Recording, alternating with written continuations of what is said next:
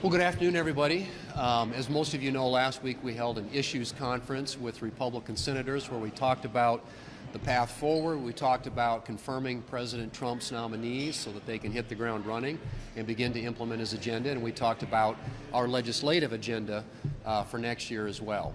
And the one thing I can tell you coming out of that conference is Republicans united around making sure that President Trump's nominees are put in place and ready to roll up their sleeves and go to work, and that we also are prepared to take care of the people's business in this country and move forward with an agenda that will help get the country back on track when it comes to the economy, when it comes to energy, when it comes to national security, when it comes to the border.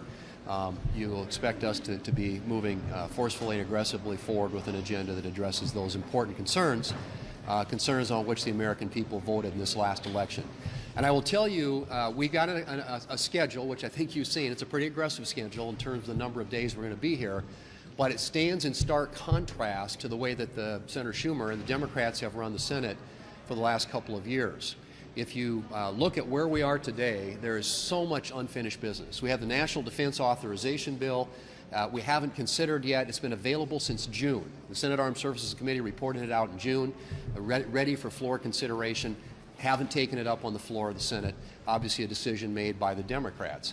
Same thing is true with all the spending bills. 11 of the 12 were reported out of the Appropriations Committee last summer, available for floor consideration. We could have had them on the floor, but like everything else, that's languished. Farm bill expired. A lot of farmers and ranchers out there wondering what's going to happen with no farm bill. Water Resources Development Act, same thing. Supplemental assistance for disaster. You can go right down the list of the things that the Democrats didn't get done because they have been worried about elections for the last 6 months and not concerned about legislating on behalf of the American people. So we got a bit of a pileup. We're going to have to sort through this. But the one thing I can tell you about next year is it is going to be different. The American people, I will tell you, this is not, the way the Senate operates today is not the way it's going to be operating in the future. We aim to fix that, and it's high time that we start getting the American people's work done. And if the Democrats and Senator Schumer in the last waning weeks of this year aren't going to do it, we will take it up, and we will take the pileup that they've left us and deal with it next year. Republicans and President Trump are ready to eliminate these painful regulations and pricey subsidies on electric vehicles. Remember, Democrats tried to force-feed the American people into buying pricey electric vehicles. They tried to ban the production of traditional vehicles. They tried to bribe the Americans with cash subsidies by buying electric vehicles. Well, we're going to stop that, and we're going to save taxpayers money in the process. I have a piece of legislation called the ELITE Act, because remember, these subsidies were really designed as a way to give these elite electric car buyers a subsidy, taxpayer dollars. The Wall Street Journal took a look at this and said the amount of money being spent on these programs is hundreds of billions of dollars more than the CBO ever anticipated spending. And you know what else? People are not interested even with the subsidies for buying these electric vehicles. We've seen it. The 2024 price sales for electric vehicles has been abysmal, even with the subsidies. There are many, many workers who lost their jobs because of the companies being forced into making electric vehicles. Ford, General Motors have reported massive losses as a result of this electric vehicle push by the administration. No matter any way you look at it, these things are piling up on the lots. When I talk to the dealers in Wyoming, they tell me that they can't sell these electric vehicles even at a loss. The American people don't want to be told what they have to buy. Going to get rid of the car ban and these car bribes and put American drivers back into the driver's seat. 'Twas 5 years since the first case of COVID was reported. But today, throughout government offices, not a creature is stirring, not even a mouse. So, folks, this is my telework report, and it has revealed who is naughty and who is nice.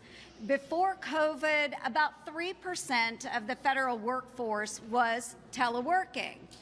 But today, 6% of the federal workforce actually shows up to work every single day in person. So the bureaucrats of Christmas past are sitting in bubble baths. Some of them have been sitting in jail. Some of them are running their very own small businesses while operating on the federal government dime. And the bureaucrats of Christmas present are asking Santa for permanent telework. But what we're going to do, 'tis the season to deck the halls with federal workers. So folks, you're going to have to come back to the office. And if they don't want to come back to work, we can make their Christmas wish come true. So again, folks, my out-of-office report is out. You may grab a copy. Feel free to peruse, and please call my office if you have any questions, because we will be there working. Thank you. And we're glad you're there working, Joni. So last week I was honored to be invited by our fellow senator, soon-to-be Vice President J.D. Vance, to accompany him to Asheville, North Carolina, to view the damage of the flood in Appalachia. You might say, why you? And I asked the same question, why me? And basically, J.D. said, you know, you're an Appalachian, you understand Appalachian response and the difficulties in the rural areas to answering the difficult challenges of such a disaster.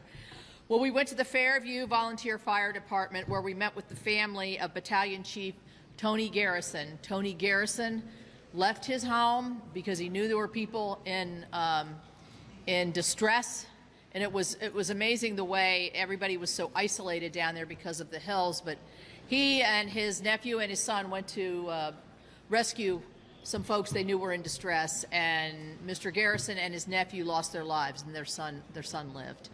And their widow and the family came and met with us to tell us about Tony, but also about the way he and volunteer fire departments all across this nation really rise to help and volunteer to help folks who are in need. I've seen this during our own tragedies and floods in West Virginia. But one of the frustrating things that Senator Vance, soon to be Vice President Vance, called attention to, that I think is something I'd like to call out again, and that is to ask President Biden and the FEMA officials to grant the waivers on the direct housing dollars. What they're doing is there's people, the day we were there it was 28 degrees. There are people that are living on their properties in tents several months later because FEMA will not allow them to use the direct housing benefit. And all the president has to do, and there's precedent for it, it's been done in the past, to get folks into a comfortable home while they're waiting, temporary home while they're waiting for more permanent housing, is for the president to issue this waiver through FEMA. So I'm imploring them and him to do this. There are numerous people that are living in unsafe conditions. The hotel rooms are full, and people cannot live an hour and 2 hours away because they're still working, they have families, and they need to be close by as they're protecting their property. So I also want to say that J.D. Vance was incredible talking to the Samaritan's Purse people that we talked to, but also the volunteer firefighters and the professional EMTs that were part of the rescue crews. Our hearts go out to them. It's been a difficult time, particularly in that area of North Carolina. Vast damage. We were met by Senators Tillis and Budd, who have just been going to the mat for these folks. So I hope the president's people are listening. I hope the waivers come forward so that these folks can spend their Christmases at least with a little comfort, knowing that they're close to home and safe housing. Senator, there was word that Senator McConnell may have fallen at lunch. What did you witness, and is he okay? He is fine. He's in his office. And any other questions about Senator McConnell will refer to his staff. The NDAA has a number of pro-life provisions and even conscious protection provisions. How are you going to get that past the finish line when Democrats say that these are poison pills? Right. Well, I mean, the NDAA final negotiation, I mean, they've had a vote on it in the Rules Committee in the House already. We expect they'll have it on the floor tomorrow. We expect to receive it from them probably on Thursday, and I would anticipate that Senator Schumer files on it. We probably end up voting early next week. But those issues have been fiercely negotiated. Obviously, there's a huge difference of opinion. As you know, anytime we do a national defense authorization bill, or for that matter, any appropriation bill, on some of the pro-life positions, but our side has fought vigorously to make sure that the pro-life provisions in the bill are strong, and that the Democrats don't weaken those. Senator, at the retreat last week, you talked about border security, energy, defense, and the first reconciliation package. But what about some of the DOGE recommendations or spending reforms, deficit reduction? Does that move in the first package or the second package? What's your vision on how to move that? I'm a big fan of DOGE. I mean, I think that this is long overdue. We need a good scrubbing of the federal government.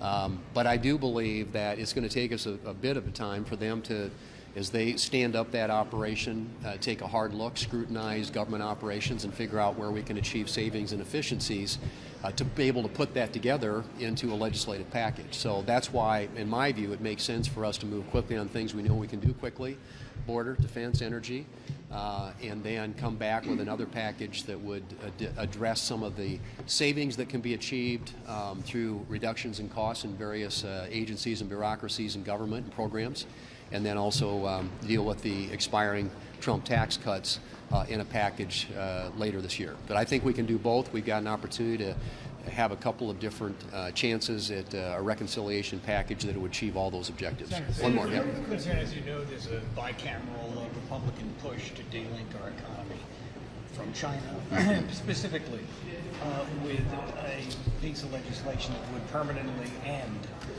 our most favored nation trading status with China. What is your view on that? What are the implications for the U.S. economy if we were to do that? Because it could ultimately result in another trade war. Well, I mean, I think that the issue of the U.S. and our relationship with China is something that has received and will continue to receive a lot of scrutiny from members of Congress, and we'll be looking at policies that we think make sense in terms of promoting U.S. competitiveness globally, and if necessary, remedying some of the bad behavior of the Chinese. I mean, I think one of the things that President Trump and his team, as they take office, are going to be talking about is how China cheats on trade agreements. And I think that we have to be looking at the world today in a very clear-eyed way through a lens that understands that there are lots of threats out there, national security threats, obviously economic threats, energy. I think we talked a lot about energy security being national security, and so as we address those issues, it will all be with an eye toward ensuring that the United States stays strong, competitive, and that where necessary, we're taking the steps to ensure that China is playing fairly and by the rules. And I think we know from past experience that they don't. And we know that they're constantly spying and trying to get into our networks. And I think we have to be very conscious of the threat that poses, not only to our national security interests, but I think to the daily lives and privacy of the American people. Thank you.